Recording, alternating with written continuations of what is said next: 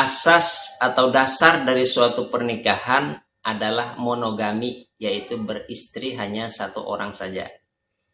Namun poligami atau beristri lebih dari satu orang diperbolehkan dengan syarat-syarat tertentu. Bahkan Rasulullah Shallallahu Alaihi Wasallam, teladan kita, telah memberikan contoh yang nyata ya untuk dapat diaplikasikan di dalam kehidupan berumah tangga ya, di mana beliau telah menjalani 2 periode berumah tangga, yaitu periode monogami dan periode poligami. Assalamualaikum warahmatullahi wabarakatuh. Bismillahirrahmanirrahim. Alhamdulillahirabbil alamin, wassalatu wassalamu ala asrofil anbiya'i wal mursalin Sayyidina Maulana Muhammadin wa ala alihi wa sahbihi ajma'in. Sahabat-sahabat sekalian yang berbahagia, kembali berjumpa dengan saya di channel Pak Ruzaini Al-Alabi.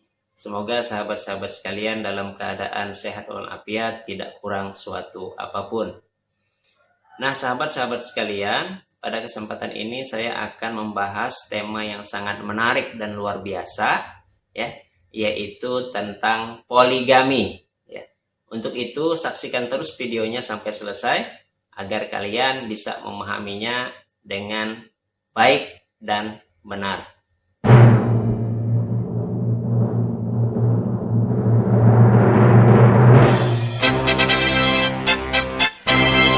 Nah, sahabat-sahabat sekalian, beberapa hari yang lalu saya bertemu dengan 2 pasangan suami istri yang datang ke pengadilan agama dengan kepentingan yang berbeda.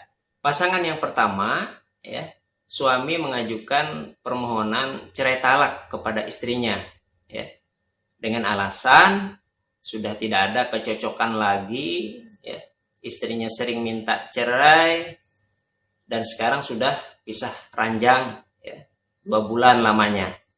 Sebagai seorang mediator, saya tidak percaya begitu saja. Tentunya saya tanyakan kepada istrinya, ya, apakah benar apa yang didalilkan oleh suaminya tersebut, ya. Ternyata kata istrinya, ya, benar, ya, bahwa memang sudah tidak ada kecocokan lagi, ya. Dan betul juga dia sudah minta cerai, bahkan sudah pisah ranjang. Tetapi kata istrinya, ada yang tidak suaminya tulis, ya, di dalil permohonan cerainya tersebut. Apa itu? Ya, bahwa sang suami ini sudah menikah lagi dengan wanita lain, ya.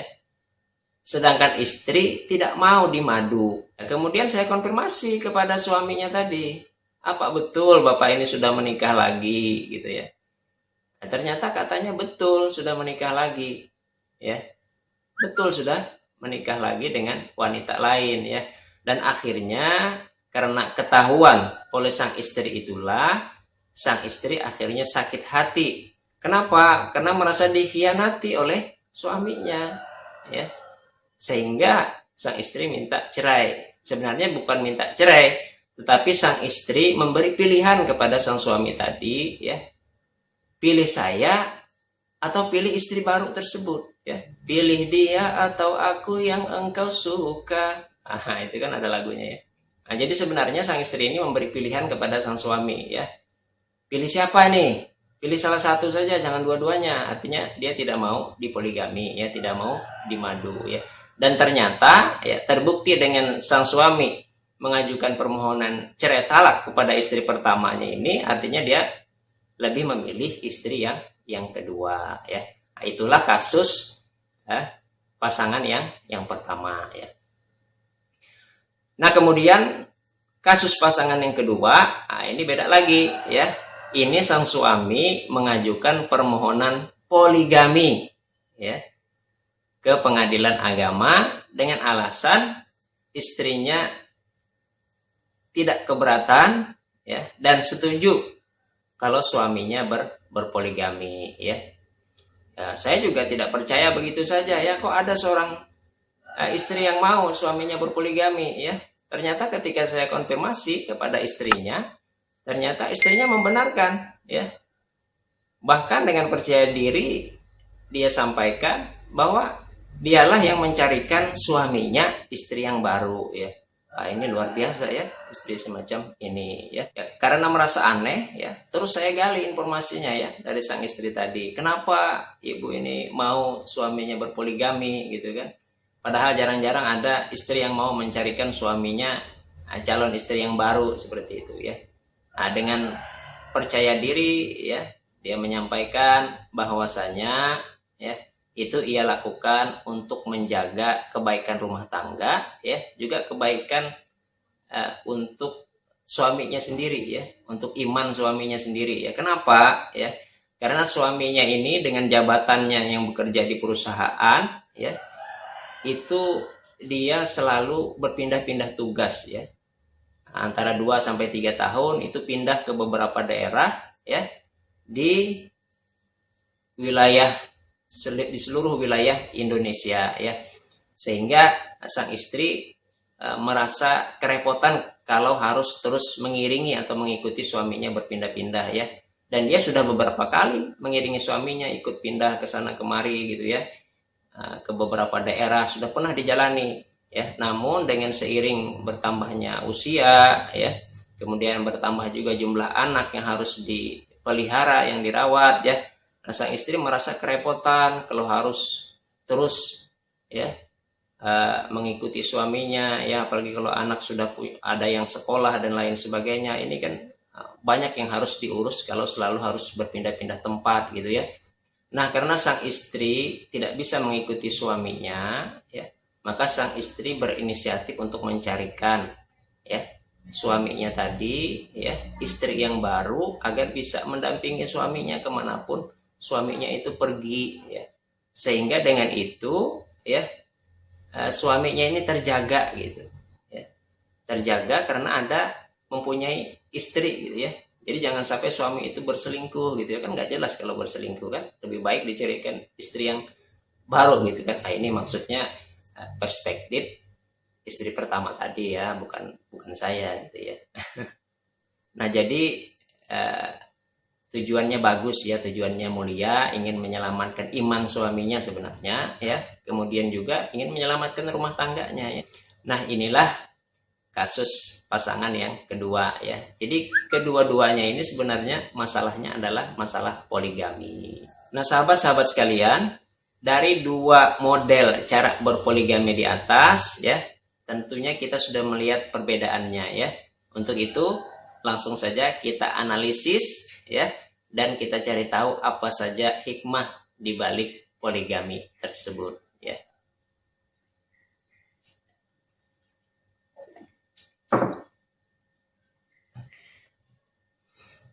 Nah, dari beberapa hal yang saya sampaikan di atas tadi ya, kita akan ambil 3 poin ya. Yang pertama ya, asas atau dasar dari suatu pernikahan adalah monogami, yaitu beristri hanya 1 orang saja. Namun poligami ya, atau beristri lebih dari 1 orang diperbolehkan dengan syarat-syarat tertentu. Bahkan Rasulullah Shallallahu Alaihi Wasallam, teladan kita, telah memberikan contoh yang nyata ya untuk dapat diaplikasikan di dalam kehidupan berumah tangga ya, di mana beliau telah menjalani 2 periode berumah tangga, yaitu periode monogami dan periode poligami ya. Periode monogami ini beliau lakukan dengan istri pertama beliau, yaitu Sayyidatina Khadijah. Nah, dengan Sayyidatina Khadijah ini beliau berumah tangga selama 28 tahun hingga istri tercinta beliau itu wafat ya. Kemudian beliau tidak beristri selama 2 tahun ya, barulah kemudian beliau menikah lagi dengan istri-istri beliau. Inilah fase kedua di mana beliau mempunyai beberapa orang istri, yang itu terjadi selama kurang lebih 8 tahun hingga wafatnya beliau Shallallahu Alaihi Wasallam. Nah, dengan demikian poligami disyariatkan atau dibolehkan dalam Islam, tentunya dengan syarat-syarat tertentu yang harus dipenuhi sebelum melakukan proses poligami tersebut. Oleh karena itu, kalau kita sudah mengetahui poligami itu disyariatkan atau dibolehkan dalam Islam, jangan sampai ada di antara kita yang membenci dengan syariat poligami tersebut ya. Termasuk juga membenci orang-orang yang melakukan praktek poligami tersebut ya. Poin yang kedua, berpoligami haruslah seizin istri yang terdahulu. Kenapa? Karena tidak mungkin mencapai rumah tangga yang sakinah, mawaddah, warahmah kalau tidak seizin istri yang terdahulu. Sebagaimana tadi telah saya sampaikan tentang kasus pasangan yang pertama, di mana sang suami menikah lagi tanpa sepengetahuan istri yang pertama, sehingga berujung kepada perceraian ya. Artinya sang suami tadi tidak bisa berpoligami dengan sebaik-baiknya ya. Dan biasanya atau pada umumnya mereka yang melakukan poligami liar ya, tanpa seizin istri yang pertama, cenderung untuk berbohong kepada istri yang pertama ya. Dan nantinya ketika ketahuan ya, maka akan berakibat buruk tentunya terhadap rumah tangganya dengan istri yang pertama tadi, bahkan mengakibatkan perceraian sebagaimana kasus pasangan yang pertama tadi ya. Dan itu wajar saja karena sudah menjadi fitrah seorang perempuan atau seorang istri untuk tidak mau dimadu atau dipoligami ya.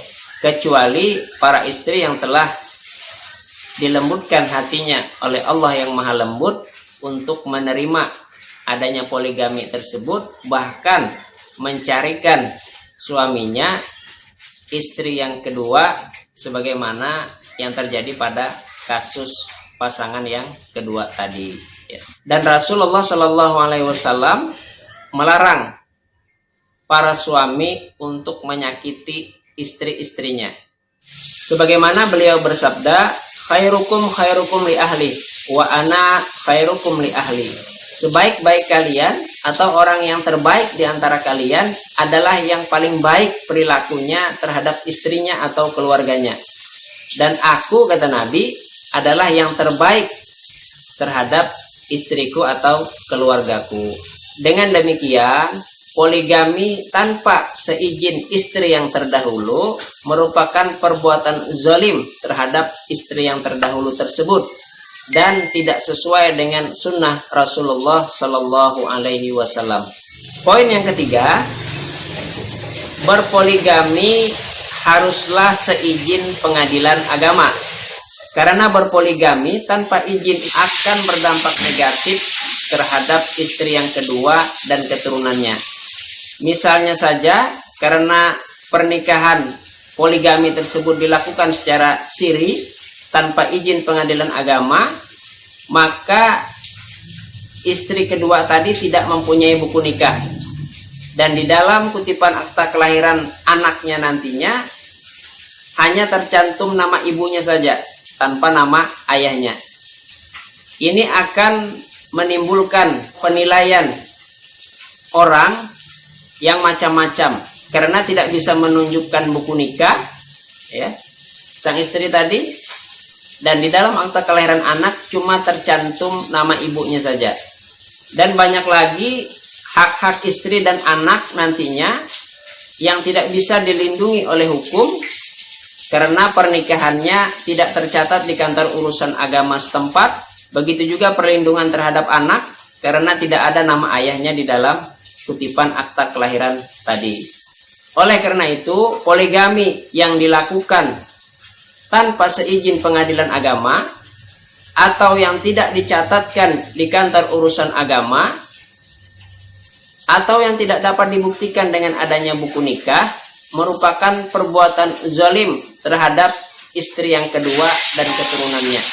Oleh karena itu, saya pesankan kepada sahabat-sahabat sekalian, apabila ingin melakukan poligami, lakukanlah poligami itu dengan baik dan benar, yaitu dengan memperoleh izin dari istri yang terdahulu dan memperoleh pula izin dari pengadilan agama setempat agar di kemudian hari poligami yang dilakukan tersebut mudah-mudahan dapat mewujudkan rumah tangga yang sakinah, mawaddah, warahmah, tidak bertentangan dengan hukum Islam dan hukum negara yang ada di Republik Indonesia ini.